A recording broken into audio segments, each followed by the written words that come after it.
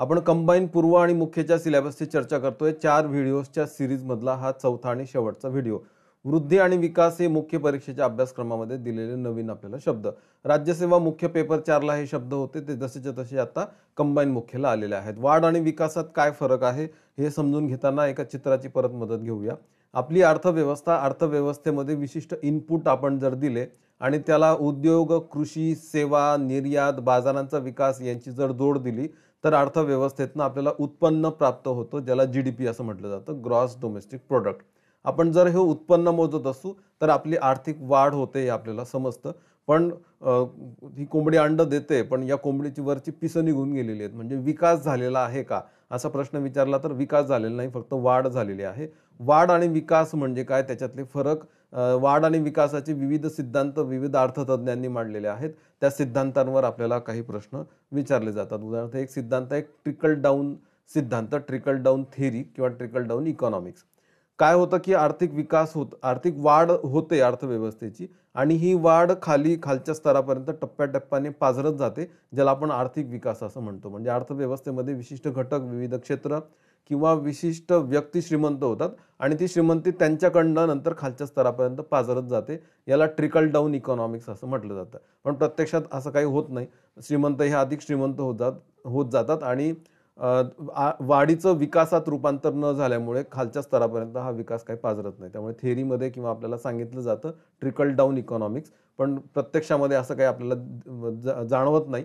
त्यामुळे आजही आपण बघतोय की श्रीमंत हे श्रीमंतच होत जातात आणि गरीब हे गरीब होत जातात। गरीब आणि श्रीमंतांमधली दरी ही प्रचंड वाढत जाते। विविध अर्थव्यवस्थांची वाढ होते पण विकास काही होत नाहीये। त्यामुळे त्याच्यावर टीका करणारं अमेरिकेत आणखी एक कार्टून सापडतं की ट्रिकल डाऊन इकॉनॉमिक्स असं झालं आहे, सगळं उलट झालेलं आहे। उदाहरणार्थ एमपीएससी मेन्स पेपर 4 2021 ला प्रश्न विचारला होता, जिथे हा सिलेबस होता वाढ आणि विकास। तर एकदा वृद्धीचा पुरेसा उच्च दर साध्य झाल्यावर त्याचे फायदे आपोआपच समाजातील खालच्या स्तरापर्यंत पसरतात किंवा खालच्या स्तरापर्यंत पाझरत जातात व त्यांच्या आर्थिक स्थितीत लक्षणीय सुधारणा होते। अर्थात हे वाक्य फक्त सिद्धांतांमध्ये, प्रत्यक्षात काय ते उतरत नाही। हा प्रसिद्ध टिंब सिद्धांत आहे। तर हा झिरपणारा विकास ट्रिकल डाऊन सिद्धांत आहे, ट्रिकल डाऊन थेरी आहे। दुसरा ऑप्शन याच्यातला आपल्याला निवडायचा होता। जेव्हा आपण वाढ आणि विकासाची चर्चा करतो आणखी एका चित्राची आपल्याला मदत घ्यायला लागते, तर ही चित्र आहे की एखाद्या अर्थव्यवस्थेची वाढ होते तेव्हा तिचं जीडीपी वाढतो। एखाद्या अर्थव्यवस्थेचं उत्पन्न वाढलं, संपत्ती वाढली की आपण त्याला इकॉनॉमिक ग्रोथ झाली आहे असं म्हणायला लागतो। पण खिशामध्ये पैसे आले तर पुरेसं नाहीये, चांगलं शिक्षण आहे का, म्हणजे डोक्यात पण काही भरलंय का, चांगलं आरोग्य आहे का, चांगल्या बेसिक सुविधा, मूलभूत सुविधा त्याच्याकडे प्राप्त आहेत का, म्हणजे चांगलं घर आहे का, चांगलं पाणी आहे का, चांगली स्वच्छता आहे का, इंधन म्हणून एलपीजी वापरतोय का, अशा सारख्या मूलभूत सुविधा त्याला प्राप्त होत आहेत का। तर शिक्षण, आरोग्य, चांगलं अन्न, चांगलं घर, चांगलं पाणी, असं हे जे आपण जिथं विचारात घेतो त्याला आपण आर्थिक विकास असं म्हणत जातो। म्हणजे हा आर्थिक घटक आहे आणि इथनं आपण सामाजिक घटक विचारात घेतो, शिक्षण, आरोग्य आणि बेसिक अम्युनिटीज। जसजसं हे मिळत जातं तसतसं संरचनात्मक सुधारणा होत जाते लोकांच्या मध्ये, नागरिकांच्या मध्ये, भारतीयांच्या मध्ये, त्याला आपण स्ट्रक्चरल ॲडव्हान्समेंट असं म्हणतो। जर इकॉनॉमिक ग्रोथ होत असेल आणि त्यासोबतच स्ट्रक्चरल ॲडव्हान्समेंट होत असेल, म्हणजे संरचनात्मक सुधारणा होत असेल, तर त्याला इकॉनॉमिक डेव्हलपमेंट असं म्हटलं जातं। म्हणजे ग्रोथ आणि डेव्हलपमेंटमध्ये फरक आहे, ते फरक काय आहेत, कोणी ते सांगितलेले आहेत, या पद्धतीचा बेसिक अभ्यास आपल्याला मेन्स परीक्षेसाठी अभ्यास करणं महत्त्वाचं ठरणार आहे। उदाहरणार्थ एसटीएम मेन्स 2021 ला प्रश्न विचारला होता, आर्थिक विकासाचे सामाजिक निर्देशक कोणते आहेत, which are the social indicators of economic development. त्यामुळे growth in gross national income म्हणजे स्थूल राष्ट्रीय उत्पन्नात वाढ होणं हा आर्थिक निर्देशक असेल, त्याच्या पुढचे निर्देशक ही सामाजिक निर्देशक म्हणून त्यांनी समजलेले आहेत। उदाहरणार्थ शिक्षण, आरोग्य, अन्न, निवारा, पाणी, मी आता जी उदाहरणं सांगितली ती सगळी। त्यामुळे अ ब क विधान निवडायला लागतं, दुसरा ऑप्शन आपल्याला त्याच्यातला निवडायला लागतो। त्यामुळे आर्थिक निर्देशक कोणते, सामाजिक निर्देशक कोणते, मग तिथे परत वाढ आणि विकास आणि संरचनात्मक सुधारणा, ज्या शब्दावर पुन्हा पुन्हा प्रश्न विचारले गेलेले आहेत ते आपल्याला मेन्सला लागणार आहे। तर वाढ आणि विकास याचा अभ्यास करण्यासाठी मग आपल्याला आता भाग 2 या पुस्तकात शिरायला लागेल। तर भाग 2 या पुस्तकामध्ये पुढचे जे मुद्दे आजच्या लेक्चरमध्ये सांगणार आहे ते सगळे भाग 2 या पुस्तकात सापडतील। त्याचं पहिलंच प्रकरण हे आर्थिक आणि सामाजिक विकासाशी संबंधित आहे। जनरली भाग 1 हे पुस्तक माझं वाढ एक्सप्लेन करतं आणि भाग 2 जे पुस्तक आहे ते विकास एक्सप्लेन करतं। जेव्हा आपण विकासाच्या कक्षेत शिरतो तेव्हा भाग 2चा अभ्यास आपण करायला लागतो आणि पुढचा हा सिलेबस काही प्रीचा आणि काही मेन्सचा तो आपल्याला डेव्हलपमेंट या पुस्तकामध्ये सापडेल. टॉपिक 46 याच्यामध्ये मी डेव्हलपमेंट इंडिकेटरचे काही व्हिडिओज माझ्या कोर्समध्ये टाकलेले आहेत. ते आर्थिक वाढ आणि विकासात काय फरक आहे त्याच्यावर चर्चा करतात आणि वाढीपेक्षा विकासाचे नेमके कोणते निर्देशक आहेत. आता मी सांगितलं शिक्षण, आरोग्य, अन्न वगैरे वगैरे मूलभूत सुविधा ते मोजणारे कोणते निर्देशक आहेत त्याला डेव्हलपमेंट इंडिकेटर्स असं म्हटलं जातं. तर त्या व्हिडिओमध्ये मी याची चर्चा केलेली आहे. पुढचा मुद्दा आहे लोकसंख्या, जो प्रिलिम्सला आपल्याला दिलेला आहे, भूगोलात पण लागतोय आणि अर्थशास्त्रात पण लागतोय. लोकसंख्या या सदराचा अभ्यास करणं अपेक्षित आहे. काय काय विचारलं जातं. उदाहरणार्थ 11 जुलै आपण लोकसंख्या दिन साजरा करतो किंवा आपण 700 कोटी 7 बिलियन होतो आणि आपण आता 8 बिलियन झालेलो आहोत. 15 नोव्हेंबरला आपण 800 कोटी झालेलो आहोत जगाची लोकसंख्या. तर या लोकसंख्येवर जनरल काही जे बेसिक फॅक्ट्स आहेत त्याच्यावर मी जागतिक लोकसंख्येबाबत बोलतोय. तर जागतिक लोकसंख्येबाबत काही प्रश्न विचारले जातात. उदाहरणार्थ STMS 2021ला आता विचारलं होतं की कोणता दिवस हा लोकसंख्या दिन आणि कोणतं वर्ष हे जागतिक लोकसंख्या वर्ष म्हणून साजरं केलं जातं. तर 11 जुलै हा लोकसंख्या दिन आणि 1974 हे जागतिक लोकसंख्या वर्ष म्हणून साजरं केलं जातं. नुकतेच किती लोकसंख्या आपली झालेली वगैरे वगैरे असे काही पद्धतीचे प्रश्न किंवा भारत चीनला कोणत्या वर्षात मागे टाकणार आहे असे काही प्रश्न विचारले जातील. ह्युमन पॉप्युलेशनच्या या ग्रोथ चार्टबद्दल काही सिद्धांत आहेत. उदाहरणार्थ एक ग्रेट डायव्हर्जन्स थिअरी आहे किंवा माल्थस यानं लोकसंख्येविषयक काही वर्णन केलेलं आहे किंवा लोकसंख्या बदलाच्या काही अवस्थांचे काही ग्राफ्स आपल्याला सापडतात त्यांचा पण अभ्यास करणं अपेक्षित आहे. उदाहरणार्थ लोकसंख्या एवढ्या गतीने वाढते त्या गतीने वर्ल्ड फूड डिलिव्हरी सिस्टीम वाढते आहे का, तर ती वाढत नाहीये. त्यामुळे आपण गरीब आणि भूकमरी जी आहे ती सुद्धा बघतो लोकसंख्या वाढीबरोबर. लोकसंख्या बदलाचे सिद्धांत आपल्याला शिकणं अपेक्षित आहे की जेव्हा प्राथमिक अवस्था असते, पहिली अवस्था, तिला काय म्हटलं जातं, तिचं नाव काय आहे, जन्मदर मृत्यूदर दोन्ही कसे जास्त असतात. मग दुसऱ्या अवस्थेत शिरतो आपण, मृत्यूदर कमी होतो आणि लोकसंख्या वाढायला लागते. तिसऱ्या अवस्थेत जन्मदर कमी व्हायला सुरुवात होते. तर पहिली, दुसरी, तिसरी, चौथी आणि आणखी एक 5वी अवस्था पण आहे ज्याला ऱ्हासमान अवस्था म्हणतात. या अवस्थांची नावं काय आहेत, त्या अवस्थांमध्ये विविध देश कोणत्या कोणत्या अवस्थांमध्ये आहेत, भारताने या अवस्था कोणत्या पद्धतीने बघितलेल्या आहेत, या अवस्था कोणी मांडलेल्या आहेत, या लोकसंख्या बदलाच्या अवस्थांवर सरासरी एक प्रश्न प्रत्येक प्रश्नपत्रिकेत विचारला जातो. तर लोकसंख्या या सदरामध्ये पूर्व परीक्षेलाच आपल्याला या अवस्थांचा अभ्यास करणं आणि त्या अवस्थांच्या नावं पण लक्षात ठेवणं आपल्याला आवश्यक ठरणार आहे. काही प्रश्न घेतो. उदाहरणार्थ PSA कंबाईन पूर्व 2018ला विचारलंय, लोकसंख्या संक्रमण सिद्धांतानुसार दुसऱ्या टप्प्यामध्ये काय होतं, तर लोकसंख्या वेगाने वाढते. कारण जन्मदर आहे तेवढाच राहतो, मृत्यूदर कमी होतो आणि या दोघांमधला जो फरक आहे त्याला नॅचरल ग्रोथ रेट म्हणतात. तर नॅचरल ग्रोथ रेट वाढल्यामुळे लोकसंख्या वेगाने वाढत असते. तर आधी की जागतिक लोकसंख्या विषयक काही आकडे, त्याच्यानंतर लोकसंख्या संक्रमण सिद्धांत आणि माल्थसचा सिद्धांत याच्या संबंधित काही बेसिक फॅक्ट्स, त्याच्यानंतर मग 2001 आणि 2011ची कंपॅरेटिव्ह लोकसंख्या आपल्याला विचारात घेणं आवश्यक आहे. 2011ची जनगणना 2001 ते 2011 या 10 वर्षांमध्ये आपला लोकसंख्या वाढीचा दर काय राहिलेला, लोकसंख्या सर्वाधिक कोणत्या राज्यांमध्ये वाढलेली आहे, काही अशा बेसिक फॅक्ट्स आपल्याला लक्षात ठेवणं आवश्यक आहे. उदाहरणार्थ असिस्टंट पूर्व 2015ला विचारलं की 2001 ते 2011 या दरम्यान भारतातील लोकसंख्येचा वृद्धी दर हजारी खालीलपैकी किती होता, म्हणजे आपला ग्रोथ रेट किती होता, तर तो 17.7 होता किंवा इथे फ्रॅक्शनमध्ये तेव्हा तात्पुरते आकडे आलेले होते म्हणजे 17.64 17.7 असा परफेक्ट आकडा आहे. तर चौथा ऑप्शन याच्यातला निवडायचा होता की दशवार्षिक वृद्धी दर, मग तो सर्वाधिक कुठे आहे ते पण आपल्याला लक्षात ठेवायला लागेल, सर्वात कमी कुठं होता ते पण लक्षात ठेवायला लागेल आणि हे राज्य विचारात घेताना सोबतच जिल्ह्यांच्या बाबतीत पण चर्चा करणं अपेक्षित आहे. दुसरे आकडे आहेत लोकसंख्या घनतेच्या बाबतीमध्ये.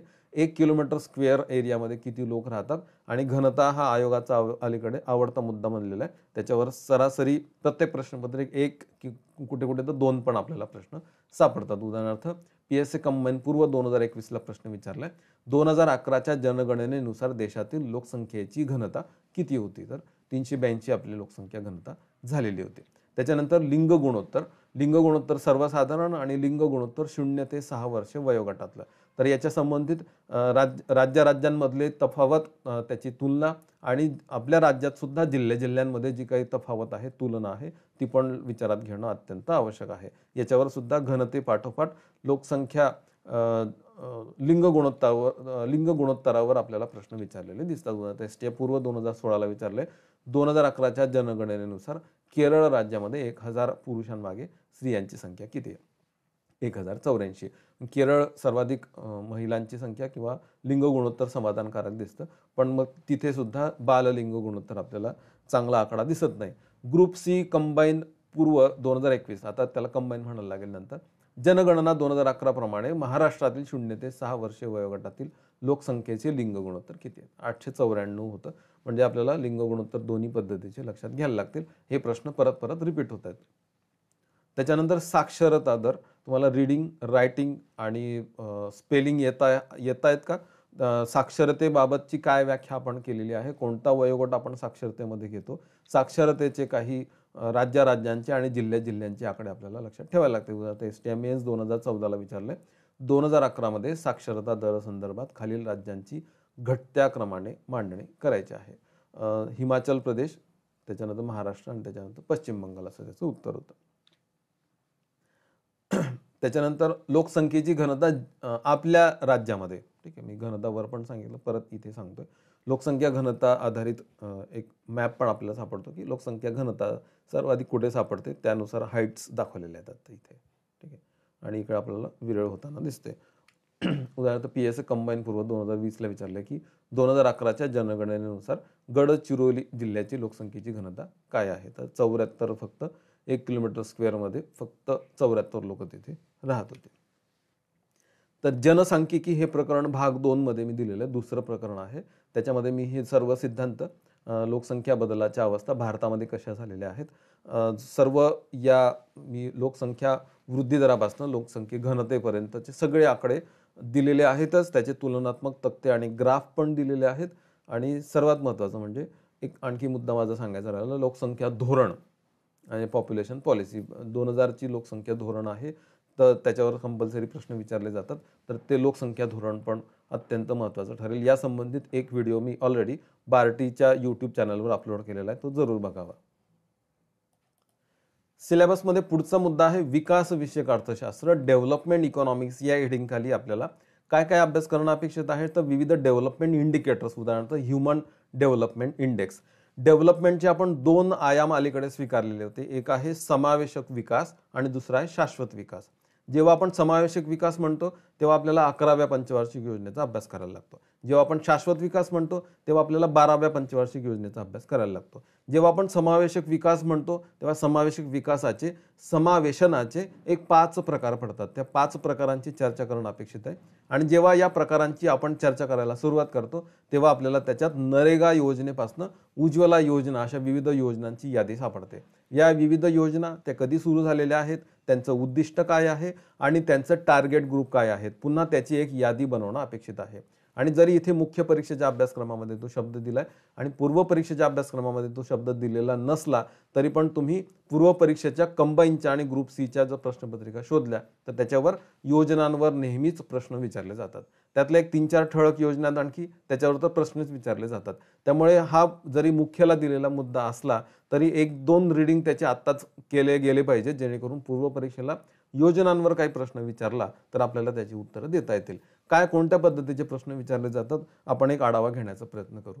पहिली आहे नरेगा नावाची योजना, जी आयोगाची अत्यंत आवडती योजना आहे, ज्याच्यावर नेहमीच प्रश्न अगदी साध्या पूर्व परीक्षेपासून तर मोठ्या मुख्य परीक्षांपर्यंत याच्यावर प्रश्न विचारले जातात. उदाहरणार्थ PSA कंबाईन पूर्व 2022ला प्रश्न होता की संपूर्ण ग्रामीण रोजगार योजना कधी सुरू झाली किंवा नरेगा योजना कधी सुरू झाली, नेहरू रोजगार योजना कधी सुरू झाली. त्याच्यातलं C विधान चुकलेलं होतं, कारण ग्रामीण लोकांसाठी नाही आहे नेहरू रोजगार योजना, ती शहरी लोकांसाठी आहे. मग या सगळ्या योजना म्हणजे ते मग कधी सुरू झाल्या आणि त्यांचे टार्गेट ग्रुप काय आहेत त्याच्यावरून आपल्याला हे पण कळतं की त्याची उद्दिष्ट काय आहेत.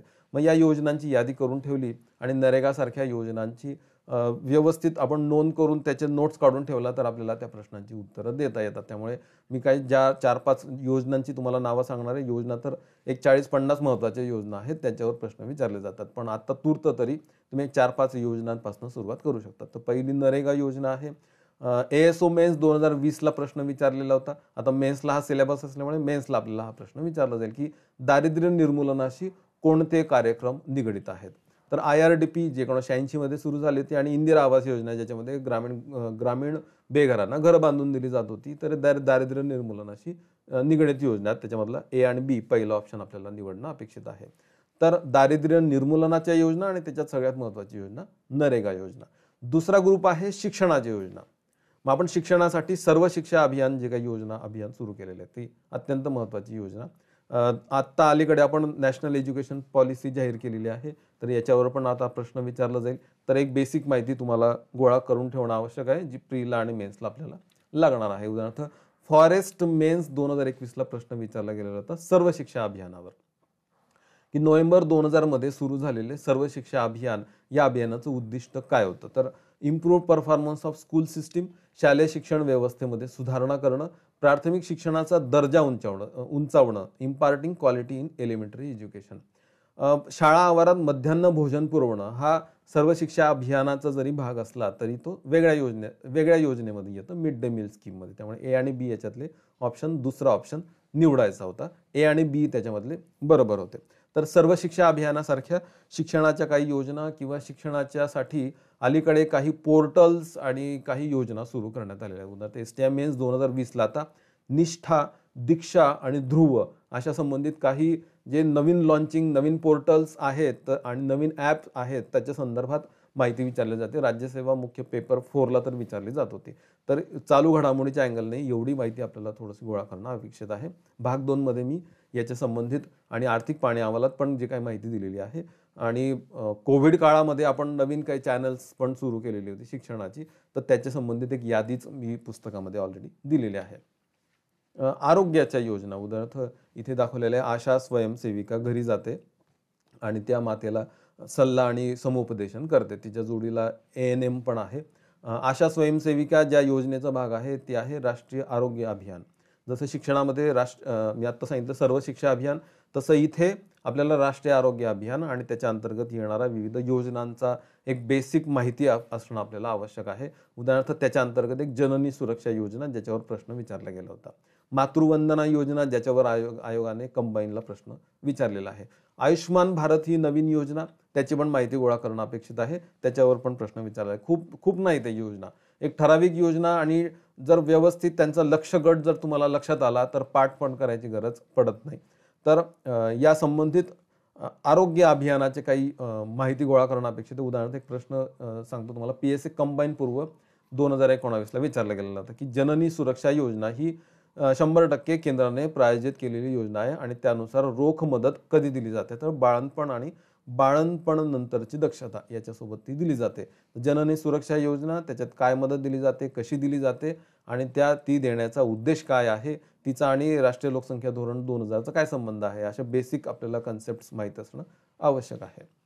STI मेन्स 2020ला प्रश्न विचारलेला. आता एक प्रश्न होता की community health centre, Bharatiya Samaj स्वास्थ्य केंद्र याचं स्तर काय आहे, कुठे बांधले जातात तर ते द्वितीयक स्तरावर बांधले जातात. कम्युनिटी हेल्थ सेंटर त्याच्या खाली प्रायमरी हेल्थ सेंटर असतात, वर असतात ते कम्युनिटी हेल्थ सेंटर आणि त्याच्यावर असतात ते सिव्हिल हॉस्पिटल्स. तर हे जे काही स्टेजेस आहेत ते स्टेजेस काय आहेत त्याच्यावर STI मेन्सला 2020ला प्रश्न विचारला होता. विकासाचे अर्थशास्त्र या हेडिंग खालीचे हे सगळे प्रश्न आहेत जे मेन्सला विचारले जातील आणि प्रीला त्याचा थोडा टच असणं आपल्याला अपेक्षित आहे. मूलभूत सुविधांच्या योजना, आपण दारिद्र्य निर्मूलनाच्या योजना उदाहरणार्थ नरेगा, आपण शिक्षणाबद्दल बोललो, आपण आरोग्याबद्दल बोललो, आपण आता मूलभूत सुविधांबद्दल बोलणार आहे. उदाहरणार्थ पहिली मूलभूत सुविधा आपल्याला लागते ती अन्न, फूड. मग सरकारने अन्न सुरक्षा कायदा 2013 मध्ये संमत केलेला होता आणि त्या अन्वये ₹3, ₹2 आणि ₹1 या दराने आपल्याला अनुक्रमे तांदूळ, गहू आणि भरड धान्य दिली जातात. ती देण्याचा उद्देश काय आहे, हा कायदा काय सांगतो, कोणाला कुठल्या कुटुंबाला अग्रक्रम कुटुंब प्रायोरिटी हाऊसहोल्ड्स म्हणजे काय त्याची आपण व्याख्या कशी केलेली आहे आणि त्या संबंधित काय सुधारणा आपण केलेल्या आहेत. WTOचा काय संबंध आहे, एवढी बेसिक माहिती आपल्याला असणं आवश्यक आहे. उदाहरणार्थ टॅक्स असिस्टंट 2015ला प्रश्न विचारलेला आहे. केंद्र सरकारने राष्ट्रीय अन्न सुरक्षा कायदा कधी संमत केलेला आणि महाराष्ट्रातील 75% ग्रामीण 50% शहरी भागातील नागरिकांना अनुदानित दराने धान्य उपलब्ध होणार आहे.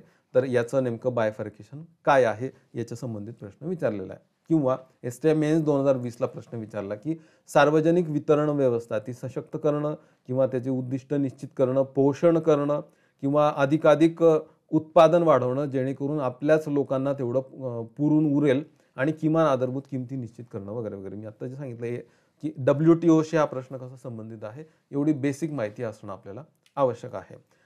पुढे मूलभूत सुविधा सुरू होतात त्या निवारा. मग त्याच्यासाठी इंदिरा आवास योजना आधीची आणि आत्ताची जी योजना आहे प्रधानमंत्री आवास योजना, त्याच्यापुढे काय बेसिक अम्युनिटी सुरू होतात. उदाहरणार्थ आपल्याला पाणी लागणार आहे, स्वच्छता लागणार आहे, इंधन लागणार आहे. उदाहरणार्थ उज्ज्वला योजनेचं इथे उदाहरण दाखवलेलं आहे. तर या बेसिक किंवा आपल्याला वीज कनेक्शन पण लागणार आहे. मग या संबंधित कुठल्या कुठल्या योजना सरकारच्या सुरू आहेत त्यांची पण एक यादी आहे, ती यादी पण करणं आपल्याला अपेक्षित आहे. आता उज्ज्वला योजनेने धुए की दिन बीते रे बहिणा, म्हणजे ते त्यांना आधी जो धूर डोळ्यात जात होता, आरोग्य खराब होत होतं, आता ते दूर होणार आहे.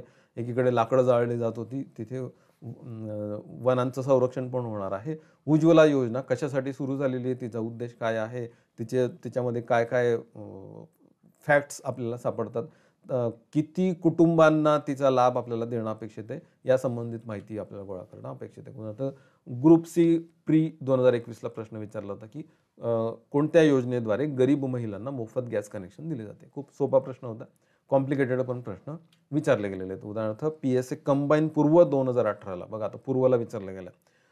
योजना दिलेल्या आहेत डावीकडे आणि उजवीकडे त्या योजनांची उद्दिष्ट दिलेले आहेत. उदाहरणार्थ प्रधानमंत्री मुद्रा योजना, सौभाग्य योजना, उज्ज्वला योजना आणि उज्ज्वल डिस्कॉम अशुरन्स योजना, या योजनांची उद्दिष्ट कोणती, तर हे जोड्या लावा विचारलं गेलेलं होतं. STI मेन्स 2021ला आता राष्ट्रीय LED कार्यक्रमाबद्दल पण प्रश्न विचारला होता की उजाला आणि SLNP या योजना आणि LED कार्यक्रमाचे घटक या संबंधित आपल्याला पुन्हा तिथेच म्हणजे वीज ही बेसिक अम्युनिटी याला लागून हा प्रश्न विचारला गेलेला होता. जेव्हा आपण या बेसिक अम्युनिटीच्या पलीकडे जातो तेव्हा आपल्याला आणखी 2 घटकांसाठीच्या योजना करणं अपेक्षित राहणार आहे कंबाईन पूर्वसाठी, जरी त्यांचा सिलेबसमध्ये उल्लेख नसला तरी. मी मागच्या आपण एका लेक्चरमध्ये बोललेलं की बालकांच्या आणि महिलांच्या विषयक जेवढ्या योजना आहेत त्याच्यावर PSA कंबाईन पूर्वला प्रश्न विचारले गेलेले आहेत. त्यामुळे आता पुढे पण आता जी काही कंबाईन येणार आहे त्याची जी पूर्व परीक्षा होणार आहे तिथे सुद्धा आपल्याला बालकांच्या आणि महिलांच्या योजनांचा अभ्यास करणं अपेक्षित आहे. उदाहरणार्थ बालकांसाठी पहिली योजना ICDS योजना किंवा बालकांची बालश्रमाशी काही योजना आहेत, बालश्रमातून मुलांना बाहेर काढून त्यांचं पुनर्वसन करणाऱ्या काही योजना आहेत, बालकांचं संरक्षण करणाऱ्या काही योजना आहेत. तर त्या संबंधित बेसिक माहिती आपल्याला असणं अपेक्षित आहे. उदाहरणार्थ PSA कंबाईन पूर्व 2019ला विचारलं होतं की पेन्सिल नावाचं जे पोर्टल आहे त्याचा उद्देश काय किंवा कोणासाठी सुरू करण्यात आलेलं, तर बालमजूर कायदा आणि राष्ट्रीय बालमजूर प्रकल्प याच्या प्रभावी अंमलबजावणीसाठी हे पोर्टल सुरू करण्यात आलेलं होतं. जसं मी आत्ता सांगितलं बालक, तसं महिलांच्या विषयक पण काही योजना विचारल्या गेल्या आहेत. उदाहरणार्थ तिथे पोर्टल विचारलं, इथे पण एक पोर्टल महिलांच्या विषयक विचारलं होतं. उदाहरणार्थ SHE बॉक्स, शी बॉक्स नावाचा जो बॉक्स आहे, तर सेक्शुअल हॅरेसमेंट वर्क प्लेसमध्ये होत असेल तर त्याची कंप्लेंट थेट दर्ज करण्यासाठी शी बॉक्स नावाचा बॉक्स सुरू केलेला आहे. हा प्रश्न परत PSA कंबाईन पूर्व 2019ला विचारला होता की कोणतं असं ऑनलाईन पोर्टल सुरू करण्यात आलेलं आहे, तर शी बॉक्स हे त्याचं उत्तर होतं. आणखी सुकन्या समृद्धी योजना किंवा बेटी बचाव योजना या पद्धतीच्या योजनांवर पण प्रश्न विचारले गेले. उदाहरणार्थ आपण मुलींच्या नावाने खातं उघडून जर आपण त्या सुकन्या समृद्धी खात्यामध्ये पैसे टाकत असू तर तिचं शिक्षण पूर्ण होईल. आता शिक्षणाच्या किंवा जेव्हा तिला उच्च शिक्षण घ्यायचं आहे तेव्हा पण ते पैसे कामात येतील, तिचं लग्न होणार आहे तिथे पण पैसे कामात येणार आहेत आणि मुलगी ही बोज वाटणार नाही, यासाठीच्या काही योजना पण आपण सुरू केलेल्या आहेत. तर बालक आणि महिला यांना लागून असणाऱ्या या योजना आहेत, त्याच्यावर पण प्रश्न विचारले आहेत. उदाहरणार्थ PSA कंबाईन पूर्व 2019ला सुकन्या समृद्धी योजनेवर प्रश्न विचारले की 2015मध्ये सुरू झाली, बेटी बचाव बेटी पढाओ आंदोलनाचाही भाग आहे. मुलीच्या विवाहासाठीचा खर्च समाविष्ट नाही, हे विधान चुकलेलं होतं, कारण विवाहासाठीचा खर्च त्याच्यामध्ये समाविष्ट आहे. आणि मुलींच्या शिक्षणाचा खर्च पूर्तीसाठी टपाल खात्यात विशेष खातं उघडणं आवश्यक आहे, तसं काही गरजेचं नाही. त्यामुळे A आणि B विधान त्याच्यामध्ये बरोबर होतं. अयोग्य कोणतं, तर C आणि D अयोग्य तिसरं ऑप्शन निवडणं अपेक्षित होतं. तर योजना, मग मी डेव्हलपमेंट या पुस्तकामध्ये 4थं प्रकरण जे याच्यासाठी डेडिकेटेड प्रकरण आहे, विविध योजनांची मी चर्चा केलेली आहे. नरेगा योजनेपासून या विविध योजना सुरू होतात आणि त्या सामाजिक सुरक्षेच्या योजनेपर्यंत, उदाहरणार्थ अटल पेन्शन योजनेपर्यंत विविध योजनांचा आढावा घेण्याचा मी प्रयत्न केलेला आहे आणि त्याचं तुलनात्मक बरोबर त्यांचं ती कधी सुरू झाली, त्यांचं उद्दिष्ट काय आहे आणि त्यांचं लक्ष्यगट काय आहे, तर ते मी ॲपमध्ये जे वर्कशीट अपलोड केलेलं आहे त्या वर्कशीटमध्ये याची माहिती दिलेली आहे. कोअर कोर्समध्ये 48 आणि 49 हे टॉपिक्स समावेशक विकासाशी संबंधित आहेत. या 48 आणि 49 टॉपिकमध्ये खूप सारे व्हिडिओज आहेत. या व्हिडिओजमध्ये मी या सगळ्या योजनांची इत्थंभूत चर्चा करून त्यांचं विश्लेषण करण्याचा प्रयत्न केलेला आहे, जेणेकरून एकदा जरी ते व्हिडिओज जरी बघितले तरी तुम्हाला त्या योजना सगळ्या समजतील. आणि प्रवास घडवून आणलेला मी अक्षरशः की ICDS योजना आहे तर अंगणवाडीत जाऊन अक्षरशः अंगणवाडीत गेल्यानंतर आपल्याला काय काय योजना दिसू शकणार आहेत असं एक मॅप रेखाटण्याचा मी प्रयत्न केलेला आहे. तर समावेशक विकास हे अत्यंत महत्त्वाचं प्रकरण आणि 5वं प्रकरण हे त्यालाच लागून असणारं सामाजिक क्षेत्र सुधारणा, ज्याच्यामध्ये मी आता तुम्हाला सांगितलं की बालकांच्या आणि महिलांच्या विषयक असणाऱ्या योजनांचा आढावा मी 5व्या प्रकरणात घेतलाय आणि त्या योजनांवर 49 या टॉपिकमध्ये मी व्हिडिओज अपलोड केलेले आहेत. तर एवढ्या व्हिडिओजचा अभ्यास करणं अपेक्षित आहे. हा मुख्य परीक्षेचा जरी अभ्यासक्रम असला तरी पूर्व परीक्षेत आपल्याला विविध, मी आता तुम्हाला यादी पण दाखवली, पूर्व परीक्षेत सुद्धा या योजनांवर प्रश्न विचारले गेलेले आहेत. शेवटचा मुद्दा आहे भारतीय अर्थव्यवस्था. या हेडिंगखाली मुख्य परीक्षेच्या अभ्यासक्रमामध्ये महाराष्ट्राची अर्थव्यवस्था असा शब्द दिलेला आहे. आपण चर्चा करताना पुस्तकात पण मी देताना प्रत्येक हेडिंगखाली मी महाराष्ट्राच्या लोकसंख्येविषयक, महाराष्ट्राच्या उत्पन्नाविषयक किंवा महाराष्ट्रातल्या कृषी विषयक ज्या ज्या काही योजना किंवा जी जी काही माहिती असेल मी तिथे ती देण्याचा प्रयत्न तर केलेलाच आहे. पण तरीसुद्धा एक महाराष्ट्राच्या आर्थिक पाहणी अहवालावर आपल्याला एक लुक घ्यावा लागतो. महाराष्ट्राचा आर्थिक पाहणी अहवाल मराठी आणि इंग्रजी भाषेमध्ये वेबसाईटवर अवेलेबल आहे. तो तुम्ही डाउनलोड करू शकता, त्याच्या नोट्स बनवू शकतात किंवा जस्ट प्रिंट काढून अंडरलाईन करून महत्त्वाचे मुद्दे नोट डाऊन करून ठेवू शकतात.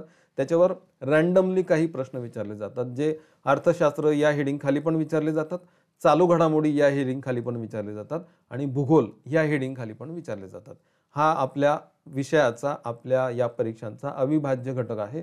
कारण ठरलेला सोर्स आहे, ऑथेंटिक सोर्स आहे आणि त्या सोर्सवर ज्यांनी प्रश्न काढलेले आहेत आयोगासाठी त्यांना ते प्रश्न काढणं पण सोपं जातं आणि त्याच्यात काही एरर राहत नाही. त्यामुळे आर्थिक पाहणी अहवाल याच्या संबंधित आपल्याला एक बेसिक का होईना थोडीशी आउटलुक घेणं आपल्याला महत्त्वाचं ठरतं. उदाहरणार्थ STMS 2020ला प्रश्न एक विचारला होता की टिंब या क्षेत्राला 2019-20 मध्ये महाराष्ट्रात सर्वाधिक सबसिडी मिळालेली आहे.